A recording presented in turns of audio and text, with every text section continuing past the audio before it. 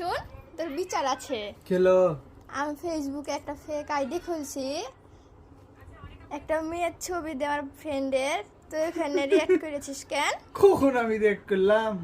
মিথ্যা কথা বলিস না আজীব বিষয়, আমি কোনো রিয়েক্ট চুপ, করিনি। করেছিস তুই ভন্ড প্রণাম হটাও। তুই ভন্ড প্রণাম হটা আনসান ভিডিও আনসান জীবন একবারে তো কি কোনো রিয়েক্ট দিন মেয়ে মানুষকে দেখলে খুব ভালোই লাগে না আর করবি বল এরকম আমি কোনো রিয়েক্ট দিইনি।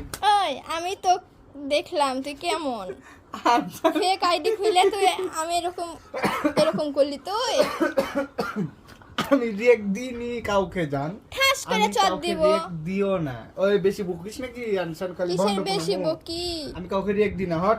তাহলে ওটা কি আমি জানি ঠাস করে তার এক দিবনি বাড়ি বেশি কথা বলো সত্যি না আমি প্রিয় রিয়েক্ট দিইনি কাউকে। আমি জানি প্রিয় চুপ প্রিয় ওই আর দিবি ভন্ড প্রণাম করছিস। আর দিবি হাট উফ